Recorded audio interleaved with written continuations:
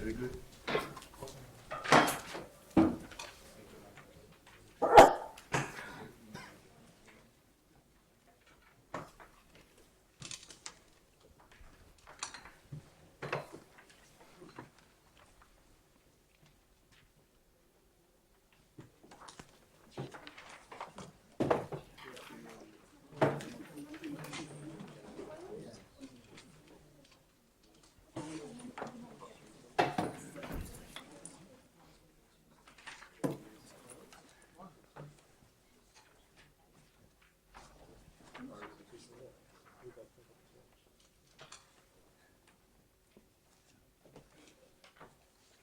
So we conclude the last part of day one. This is a congested part, so I hope all the speakers will try to be on time. And it's a pleasure to welcome Mark Ainsworth. So I should begin by thanking the organisers for giving the opportunity to come to this workshop. I should start off by admitting I'm a numerical analyst, so this is going to be a talk from a numerical analysis point of view. The sorts of things I'm going to talk about are not particularly familiar to an audience of numerical analysts, because the kind of questions that I want to ask are not the usual type of thing. So a few years ago I started to get interested in the wave propagation problem, so in particular solution of Maxwell's equations on exterior domains. This was a project with BAE Systems where they were concerned with resolving the small features around aircraft, so antennas, ducts, this type of thing, at fairly high wave numbers. So they wanted to get good resolution of the complex geometry around the aircraft in order to calculate perhaps a radar cross-section away from the aircraft or something of this type.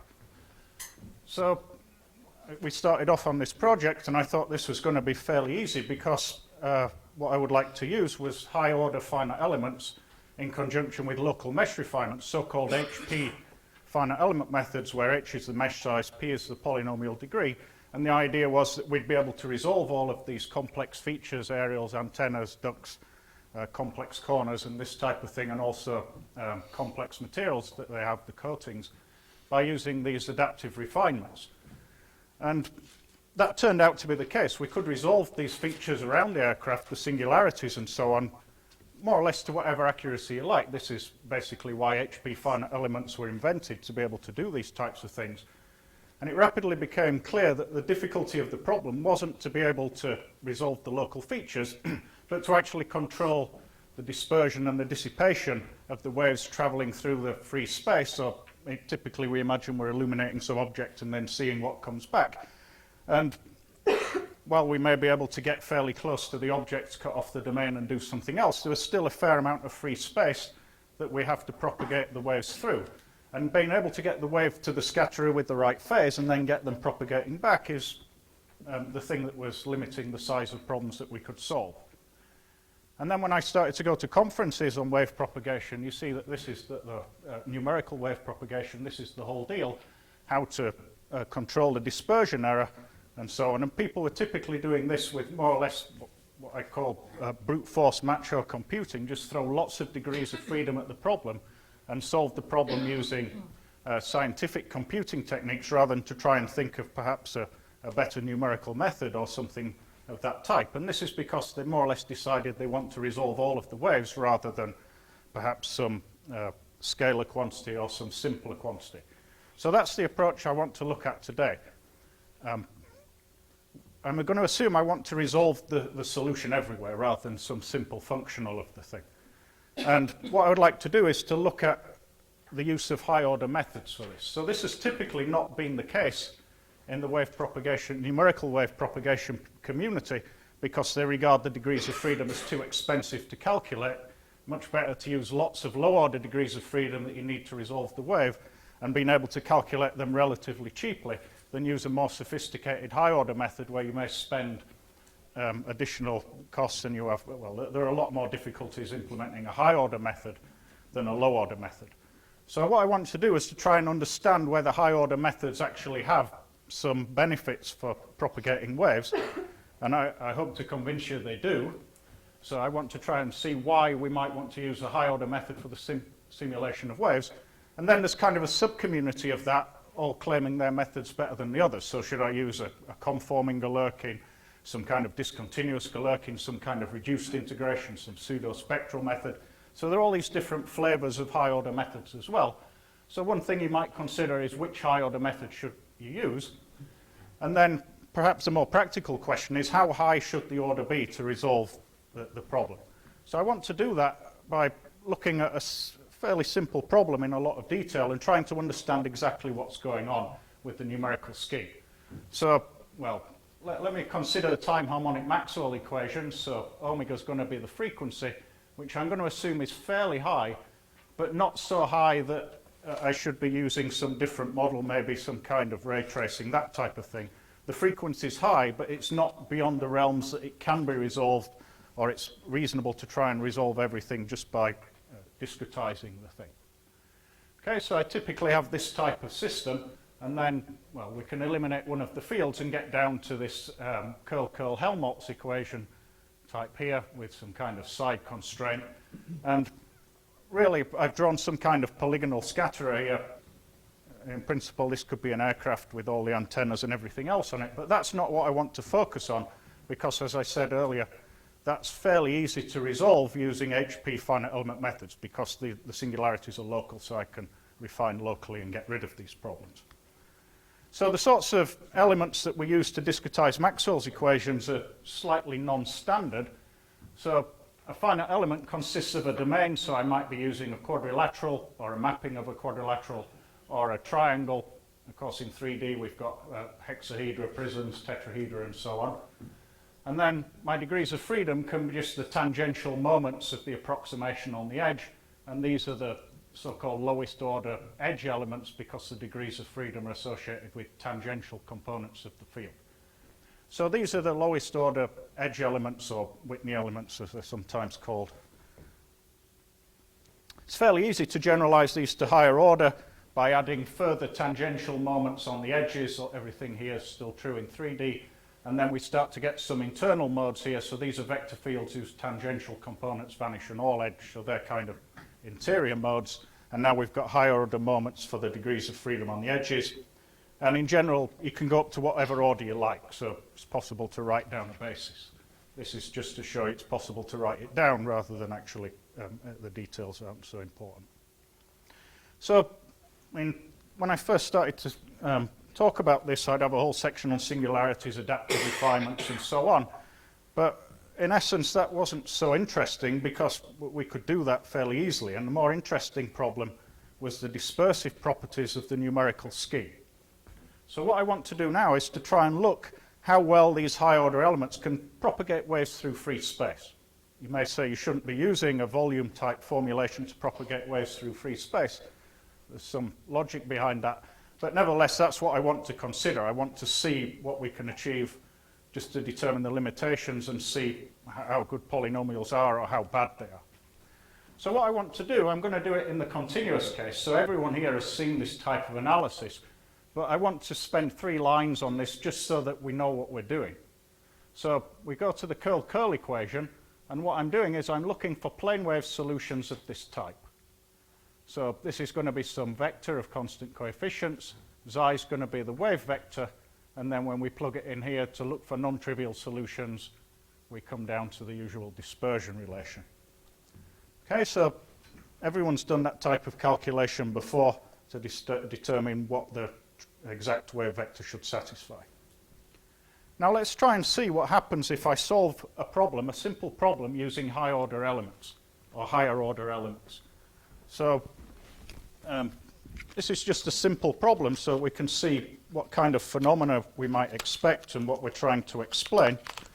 So this is just simple propagation across a box. So what I'm going to do here is I've got some, I think it's the unit square. I'm sending in some excitation here. And then what I'm going to do is to refine the mesh several times, perhaps, and I'm going to increase the order of approximation. So h is the mesh size, p is equal to the order of the elements. And what I'm going to do is just to plot what the true solution and what the approximate solution is along this leading diagonal. So it's possible for there to be discontinuities as I go along here because, well, the tangential components are continuous, but the normal components of the field are not. But by drawing it along here, I won't see any because the two tangential components are continuous at the cross points. So what I'm going to do is to plot what the numerical wave is and what the exact wave is. And this is what you see for a mesh of 8 by 8 elements. So this thing here is the exact solution to the problem projected onto my mesh of 8 by 8 elements, and this is my numerical approximation. So what you see is I'm getting overshoots, I'm getting phase lead, and so on. And this is the method that people are typically using for solving wave propagation problems. So 8 by 8 elements, so what we should do is to refine the mesh. 16 by 16 elements, these are the lowest order Whitney elements. So again, that's the best we could hope for. That's the projection of the true solution onto the mesh. This is the numerical approximation, so still significant overshoots and phase lead here. So refine the mesh to 20 by 20, same phenomena, 24 by 24, 28 by 28. Let me go back there. So even with 28 by 28, we're still seeing some kind of overshoots here and significant phase lead. So that's certainly not resolved to any degree of satisfaction there, but you can see the characteristic of these low-order methods is that it is beginning to resolve it, but we're seeing a very slow reduction in the rate at which it can approximate the exact solution. Okay, so let's try and see what happens if we go with the high-order method. So same problem, but now I'm not going to refine the mesh at all. I'm just going to go with one element and just increase the order to see what I get.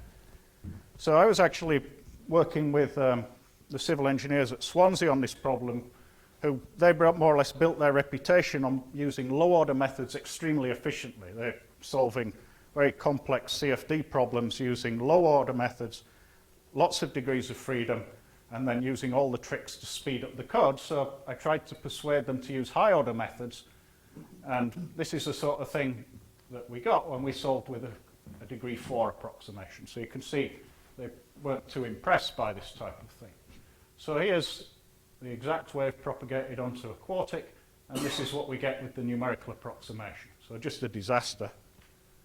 So you may think we should give the money back to EPSRC and apologise for wasting everyone's time, but nevertheless, we increase the order a little bit. And you see, it's still not very good. I mean, we've still got a lot of overshooting, a lot of phase lead, and we're still at degree 6. Degree 7, well, now we're beginning to get into the ballpark of seeing the right qualitative behaviour. And degree 8, well, I'm going to stop there because if I go any higher than that, you don't see any difference between the best approximation and the numerical approximation. So the reason I've shown you that is that we see a really different behaviour between the high-order methods and the low-order methods. Low-order methods, you get a very slow resolution. The things will converge, all the theory is well known, but the rate of convergence is algebraic. It's going rather slowly, and we can use a lot of degrees of freedom to resolve the thing. With the high-order methods, we see a very different type of behaviour. We go from complete garbage. I mean, nobody's going to argue that degree 4 and degree 6 approximations were really just complete garbage, may as well not have switched on the computer, to degree 7, which was beginning to see the right sort of thing, to degree 8, which is more or less the right thing, and then go further than that, you see exactly the right answer. So let's suppose, for argument, that the accuracy is the same of those two things. I would claim that's a lot better than that one, but nevertheless, let's just assume they're the same for comparisons purposes. So 0th order edge elements and 8th order edge elements. And let's count degrees of freedom. So 1600 degrees of freedom is still a fairly poor approximation compared with 180 degrees of freedom with the high order method. So I want to try and understand what's going on with that. But why is there this region where you have no resolution, then you get some resolution, and then more or less you have the exact solution over a very small range of p. And this is of practical importance because if we're solving some problem at some high frequency, imagine we're trying to solve that and we solve the problem with degree 4, a disaster degree 5, disaster degree 6, disaster degree 7, switch off the computer and give up. If we would have just gone 1 degree higher, we'd have more or less resolved the problem. So we need to understand when this kind of transition occurs. And if there is a sharp point where this transition occurs, why are we calculating in the region before it happens? Why don't we just go straight to the regime where we're going to resolve the waves and then switch on our adaptivity and so on from there and hopefully get convergence? So this is what I want to try and understand. These different regimes, the convergence of the high order method, what's actually happening in each of those regions when the transitions occur and so on. So I'm going to do a dispersion analysis. I'm going to repeat that continuous argument I gave you before. I'm going to look for a non-trivial propagating wave solution of my discrete equations. So of course I can't look for a plane wave solution because my approximation is now piecewise polynomial. So because I'm in free space, I'm well away from all the interesting things like edges, antennas, materials, and so on. I may as well use a translation invariant mesh. At least I can calculate efficiently with that. Once I know the approximation or the mass and stiffness matrix on one element, by translation, I can get it everywhere. So I can save a little bit of the costs there. So this is a small portion of what I'm imagining now is the whole of R2, or R3, whatever number of dimensions you like. And I'm just going to look at some elements in there. So I'm going to look for a propagating solution of my discrete equations. So what that means is that when I restrict to a single element, my approximation has to be a linear combination of the 4 basis functions on there corresponding to each of the tangential components. So I can't have a plane wave, but I can have a plane wave or a block wave type solution here. So what that means is once I know the approximation on there, if I'm looking for a block wave, then I'm just going to have a shift of phase from one to the next.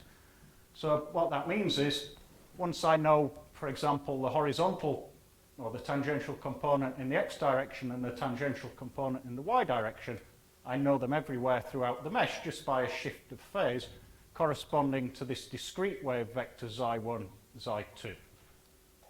So because I'm looking for a block wave, there are only 2 undetermined degrees of freedom, and then I also have this xi, which is the analog of the continuous wave vector.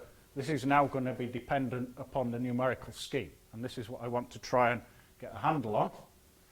So if I insert that test function into my equation, now into the Galerkin equations, in the same way as I did it at the continuous level, I look for a non-trivial solution. And because I've got this translation invariance, it just comes down to one equation, a matrix equation for 2 unknowns, in the same way as when I do a continuous dispersion analysis, I have a matrix equation for the 2 components of the vector E0.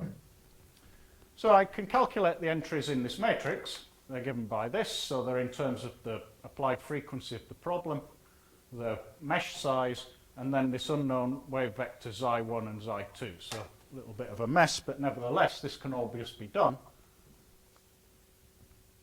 And I have the same argument as before. I'm looking for a non-trivial solution, so I need that matrix is got a vanishing determinant.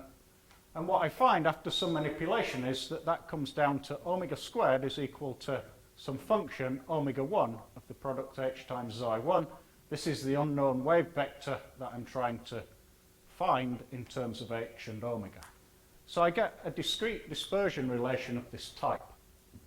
And this function omega 1 is actually given explicitly by this. You'll see why I called it omega 1 in a moment. This is corresponding to the order of the elements. And then if I assume that h times xi is small, I can do some expansion, and I get this.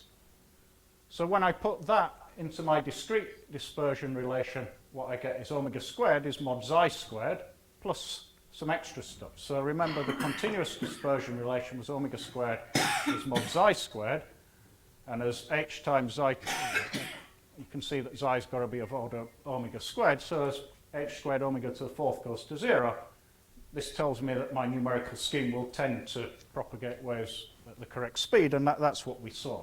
And it also tells us what the leading term in the accuracy is. So this is a simple calculation. In the lowest order case, it can just be done by just plug it in and work it out. But what I want to do is to now repeat that calculation for high order elements. So I'd like the elements to have arbitrary order p, and I'd like to figure out what's going on with this discrete dispersion relation with the high order elements. Okay, so how can that be done? Well, because I've got a translation invariant mesh, I mean, in general, you've got no hope of doing this on an unstructured mesh. You're just going to end up with a whole mess that you can't really pull anything out. But because I'm assuming I've got a translation invariant mesh and also it's got a tensor product structure, what we find is that this reduction we've got here is true in the general case. So whereas we saw that separation into a function of h times xi1 and h times xi2, that will happen for the pth order elements. So what's this omega p? Well, this is actually the discrete dispersion relation for a scalar Helmholtz equation. So this means that we can somehow bring the analysis back to considering what happens to waves going in one direction along the mesh lines. The conclusions will be true for the, I mean, in 3D you just get an extra term here, in ND you get more terms, so the conclusions will be true for the nth order case, for the d-dimensional case. So in the first order element case, what we found is that cos kh, so now I'm using k to correspond to the frequency for my 1D Helmholtz problem. What we found is that this thing here, this omega 1, satisfied an equation of this type. So all I've done is to rearrange that and solve for cos kh in terms of omega 1 before I had omega 1 in terms of cos kh. So the point is that cos kh is a rational function of omega 1 times h. It's the omega 1 I would like to get. So here's an implicit equation for omega 1. And then this rational function takes this form here, and I see that I should have an omega squared there. So anyway, we know what the rational function is there. So I don't want to show you how to do the higher order case explicitly because it ends up, it's not the sort of thing that you want to be listening to late in an afternoon. So this is what we got before. And if we go to second order elements, we get this. So I should say that in the numerical wave propagation literature, you see this result many, many times. I mean, it must have been published thousands of times. The second order one you see in a handful of papers. So now you get, this is now the rational function R2. And this is the error in this thing. So you see that a fair amount for the cubic. You don't see this very often. You only see it once, in fact. So you end up with this, and this is the error again. And just for fun, we'll do the fourth order one. So everyone's spotted the pattern how this generalizes now. Well, this took a while to figure out what was going on. But what we'd like to have is what's in there in the general case. And I think nobody ever was foolish enough to even ask this question, but nevertheless, there's actually a fairly neat answer to this. So what is it? The discrete dispersion relation for pth order elements is of the form cos kappa h is some rational function of omega h, where Rp is this rational function. Well, if you've got rational functions, what might be a Paddy approximant, in fact, it is a Paddy approximant, and it's a ratio of differences of Paddy approximants. So NE is kind of this floor of P over 2, NO is floor of P plus 1 over 2.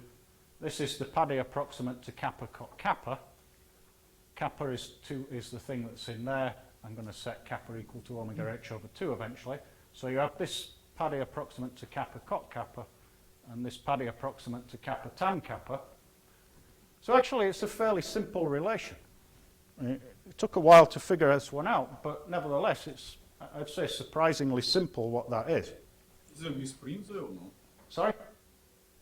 A misprint? No, it does. I think I'm okay with that. No, I think I'm all right there. Can you give us a couple of lines motivation where this comes from? Not really. It takes a lot of messing around. I mean, this doesn't happen overnight, and the connection, it took a lot. I mean, it's not the sort of thing I can explain in a short length of time. It's a bit of a beast to get at. But nevertheless, this is what you get. So now that I've got the explicit discrete dispersion relation, I'm in a very good position, provided I can say something about errors in Paddy approximants. And of course we can, at least in the case when the argument is small. So what this is plotting omega h in a logarithmic scale, so you should think of this as going backwards. As I refine the mesh, I go in this direction, and this is logarithm of the error. So you see we've got algebraic reduction of the error at an increasing rate. This is to do with the fact that I have resonances when when I have discrete eigenvalues of my problem. So I'd really only want to solve this back here, or I'd only want to use it in this region when omega h is small enough. And there's a conjecture in the wave propagation literature by Thomson and Pinsky, who basically did calculations for up to degree 4 elements, and they plotted a similar curve to this based on their numerical approximations. So they just had points on there, drew the lines so that it was some straight line, and they made this approximation that kappa k over omega, so k is the discrete wave number, omega is the continuous one, that kappa over omega minus 1 should be of order omega h to the 2p. So this is their conjecture. So if I do the error analysis for my Paddy approximants, it's actually easier to write cos because I don't worry about, I think it's a bit nicer that way, but you get this. So in the case when kappa h is small, what I get is this relation here. So I'm able to get the coefficient here explicitly in the order and so on. I'm getting the order of the method coming in here. And if we just rearrange that, we see that we have a proof of this conjecture of Thomson and Pinsky. They were right. I mean, nobody ever doubted it wasn't going to be right, but this is a proof for arbitrary order. Okay, so in some sense this is a nice result. It tells me if omega h is small enough, then I'm in business. By using a high order method, everything's going to be wonderful. But actually it's not, because this is going to assume that omega h is small. And this is what I don't want to have. If I'm prepared to make omega h small, then I regard the problem as being fairly easy. It's only when I'm really struggling to get h small enough to resolve the problem that it's difficult. Nevertheless, a lot of the numerical analysis literature designing schemes for wave propagation is designed to make this power as large as possible. What they will do is to have like a difference stencil with undetermined coefficients and determine the coefficients to make this power as large as possible. So in some sense, this is an important analysis from that point of view. But for me, this is not an interesting result, because if omega h is small, then the problem's easy. I can afford just to kill it with a lot of degrees of freedom. But nevertheless, we confirm that. Now, the thing that strikes me about this is not this power being here increasing with p, but this coefficient. I mean, there's no notion that these, I mean, this is only for omega h small, but nevertheless, let's just look at this. As p goes up, those coefficients are going to increase very rapidly. So this tells me, or suggests to me, that what I should be doing is not getting higher accuracy by reducing omega h, but by increasing p. This will go down a lot faster. This is not a proof of that fact, because I'm not saying anything about what's going on with the p's there, but nevertheless, it's very encouraging. So what I'm showing you here is somehow shocking if you give this talk at a numerical wave propagation conference, because I've got omega h equal to 100. The rule of thumb is that omega h should be about a tenth. So to be 100 is just bizarre. Nevertheless, that's what I've got. And what I'm going to do now is to increase the order of the method from 20 up to 70. And I'm going to look at how accurate that error was again, how accurate my discrete dispersion relation is. And what you see is that we have a region where the error is of order 1 and the error is up and down. And that's kind of the unresolved region, the garbage region, if you like. And you see that the error can go up to many percent, then it can be down to fractions of a percent, then it can be going up if we refine the mesh. So this is not a good regime to be in. You can't actually compute anything sensibly adaptively there. So we wanted to solve problems adaptively. And the people I was working with were hoping to start from there and try and do adaptive refinements to get to the error. And the answer is you're not going to get anything sensible, because until you've resolved basically the right wave, switching on adaptivity can actually tell you to refine in completely the wrong place. And we have examples where it starts to refine an element away from where we know all the troubles are, and it just keeps refining there, because the more it refines, the more spuriosity or spurious solutions it finds, and then it says, oh, there's a large error, refines there, and it just gets fixated and increases the error on some random element, so it increases the order to 20 or more. So we don't want to be calculating in this region here. So we have an oscillatory phase, and this is this under-resolved phase. And then we get to a region where the error actually starts to go down monotonically. So we have a transition region here, and you see it's around about 50, which that seems to be about half of that. And then we go into a region, this is a log linear plot, and this is concave downwards. So we're actually getting super exponential resolution in there. So this is very similar to what we saw in that simple case I showed you with the box. So here's the unresolved regime, p equal to 4, 5, 6. Degree 7, we see the right thing. Degree 8, we increase the error by orders of magnitude. So the flat steps are because of the parity of odd, even? Yes, yes, that's why, yeah.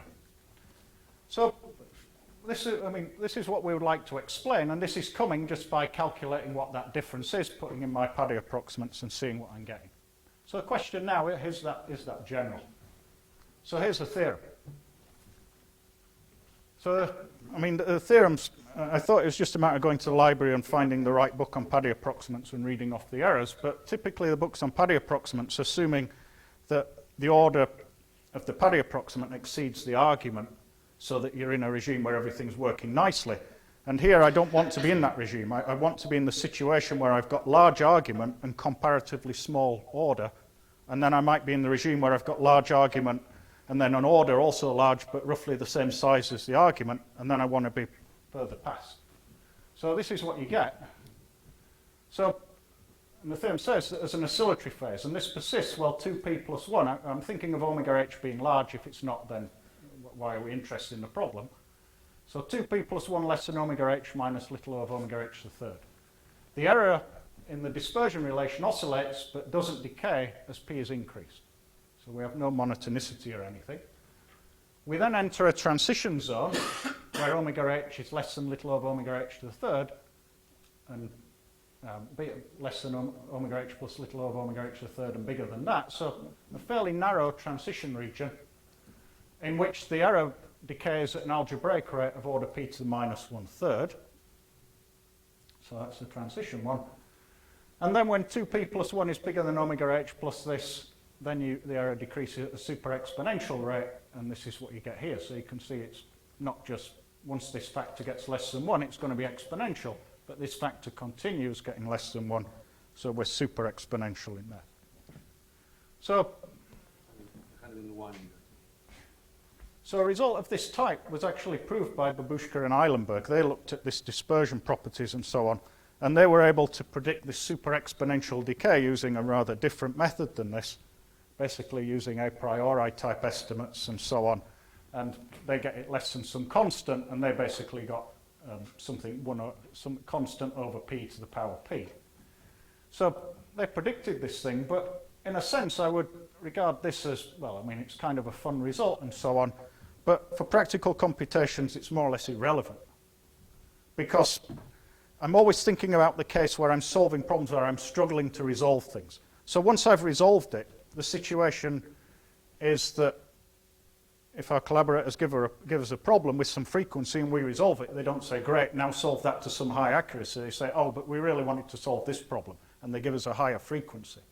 So every time we get to the point where we can resolve a problem, they say, but now let's do higher frequency.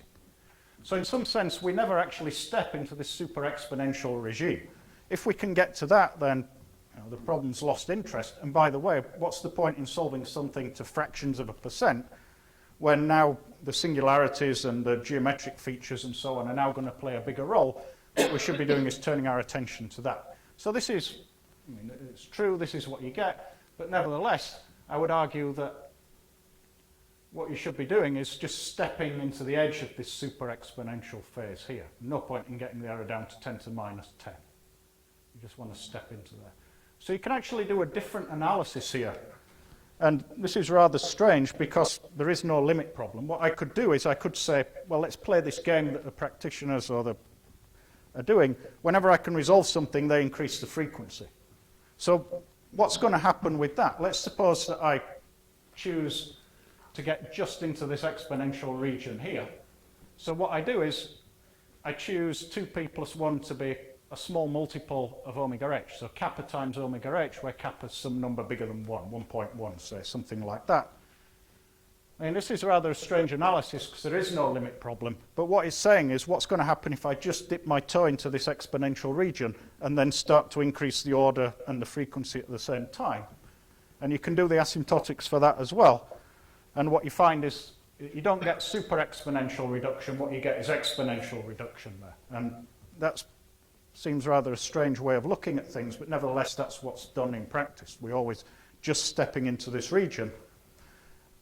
And what it's telling us is because we're getting reduction, we're not just getting resolution, but as the frequency goes up, if we just step into this, then this effect from the dispersion error is going to be less and less of a role. Once we're prepared to go to 2p plus 1 is omega h plus a little bit, then that's going to take care of the far field.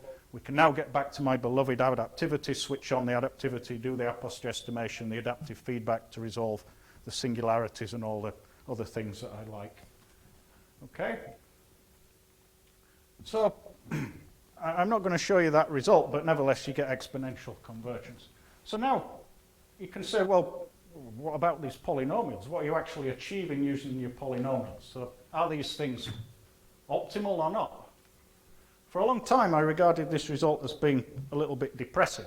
I confess when I started to do this analysis I was taken by some results that people at Brown were showing where they actually got some extra resolution. They were solving high frequency problems and showing some pre-asymptotic convergence. And I was hoping to prove that you're getting some pre-asymptotic convergence using the high order methods, something for free, getting away with a few less degrees of freedom than you really need. And they were conjecturing this thing. But that's what that result was designed to prove, but in fact it tells you you don't get this because this transition region gets narrower and narrower, so the error just straight down. What they were seeing, they were calculating the lower order case where they were beginning to see this transition region playing a larger role. That's what I was trying to predict, and that does predict it. But it tells you that when you go to higher and higher frequencies, that's not going to happen. So that was a little bit of a depressing, but nevertheless, I still think there's something to be said for these things. So if I'm using a degree p element of size h, then that's got p degrees of freedom per element length. You can count them that way if you like. So we've got p over h degrees of freedom per unit length. So each wavelength, lambda equal to 2 pi over omega, we have 2 pi p over omega h degrees of freedom per wavelength.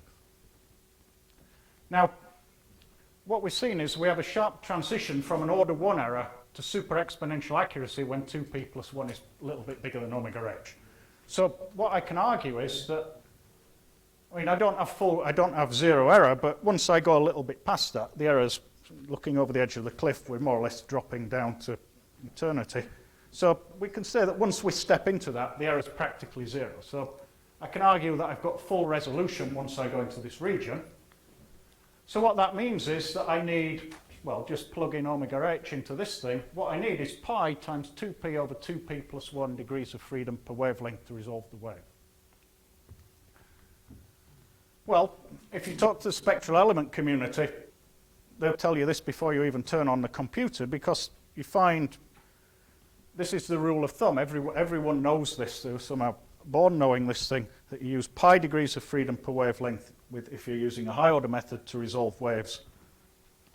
But there's really no rigorous proof of that. That argument is based on expanding a complex exponential in terms of polynomials and then looking at the decay of the coefficients.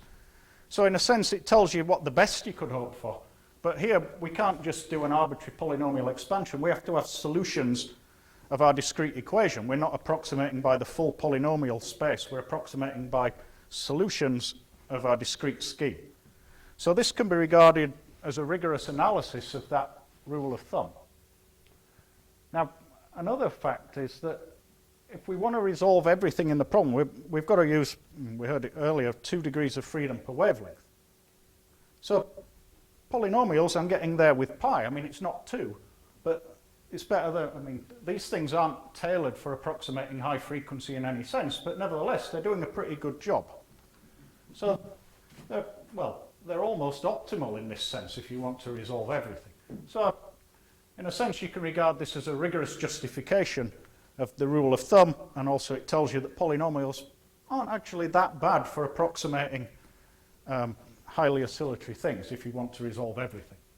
Now, the usual rule of thumb for finite elements is 10 degrees of freedom per wavelength, but that's really a low order one. That's for p equal to 0, p equal to 1 type things.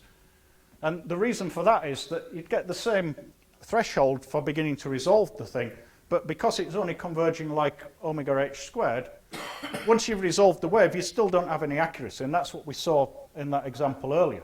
We're resolving the thing, we're getting more or less the right number of oscillations and that, but we've still got very poor accuracy, so this omega h equal to, or h equal to a tenth, is to correspond to actually getting some accuracy, not just resolution, but getting some accuracy as well. With the high-order polynomials, once you resolve the thing, it's like all these polynomial degrees of freedom have been waiting in the background to actually kick in and approximate. They just haven't been able to do it because there weren't enough of them. But as soon as you get there, then they all come in and give you the full power of approximation. And we're looking for... So the error more or less goes straight down. So once these things are resolved, this is the difference between the high-order and the low-order method. You have to more or less go to the same threshold to resolve the wave. With the low-order method, you go down at an algebraic rate. With the high-order method, you go down super exponentially. So this is why the high-order method gives you an advantage.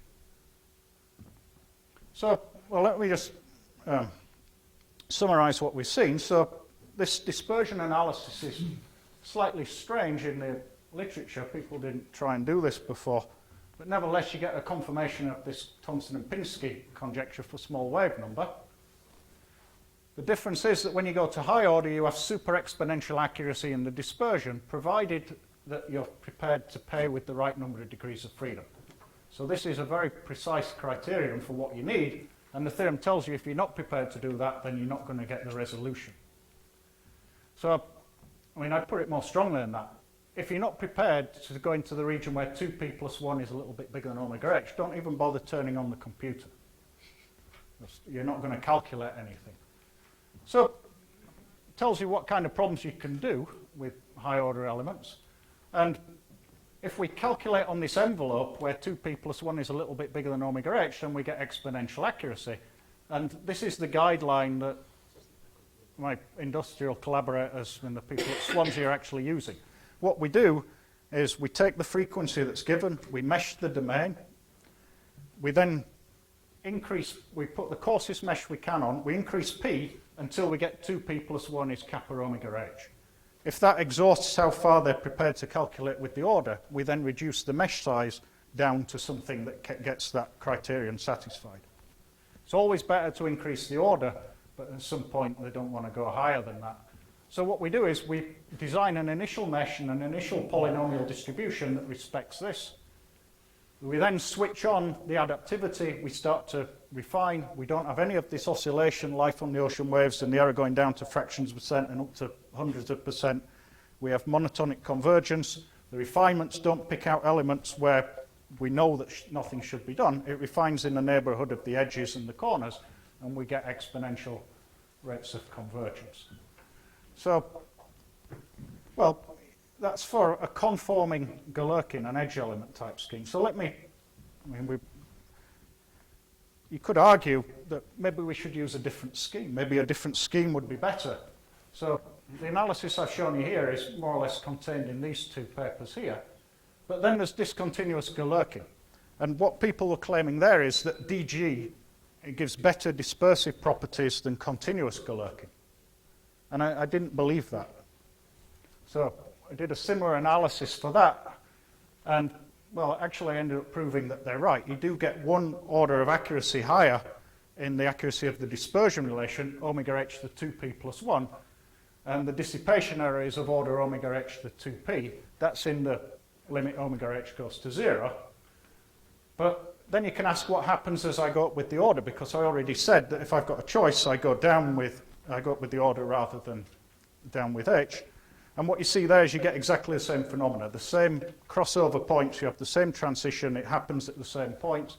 So in terms of the high order variant, there's no reason to use DG compared with continuous Galerkin. And then there's this interior penalty discontinuous Galerkin that had various claims about it. We analysed that with Peter Monk. And then there are the pseudo-spectral community and the mass lumping community where you don't do exact integration, you approximate the quadrature. And I saw Gary Coyne talk about this at Oberwolfach a few weeks ago. He said, of course, that makes the dispersion worse. Well, not of course. In fact, it makes it more accurate. And this is what a student of mine has proved. He proves that it actually improves things by doing a reduced integration. So that's in preparation. This type of analysis, if you're interested in it, you can read this very nice book by Gary Coyne where he does this for various low-order methods and so on. This high-order stuff is not in the literature, not in the books anyway. It's in the papers I refer to there. So before I overstay my welcome, I should stop it at that. So thanks. Thank you very much. In order not to overrun, maybe a question or two. Short questions, please. Arya? So exponential, super exponential convergence of Pade approximations in the complex plane for nice functions. Sort of, actually, this has been analyzed in the last 20 years or so. And as a qualitative result, it is certainly not surprising. Right. As a quantitative result, sort of what is exactly the range of omega H for which it cares or not. Yeah, I mean, I was familiar with that, which is somehow what prompted me to do it. But for me, the whole deal was to find where this happens, because this is what the practitioners want. They want to know where to start calculating. So this was important to get it. I agree that, I mean, basically because everything's analytic, so eventually it's going to go exponential or super exponential. But, so that, yeah, that's a good comment. Any other? If I may make a remark, so this 2p plus 1 greater than omega h is consistent with the example you gave us when omega h was 100 and p was exactly, 60. yeah. But this, I suppose, this is valid for large omega h. Yes. Yes, but actually, when you look at even smaller ones, I mean, this is an asymptotic result, but you really do see it with very low orders. When omega h is around about 6 or 7, you see exactly the same thing. Quite a large rate. Yeah. Thank you very much. Thank you.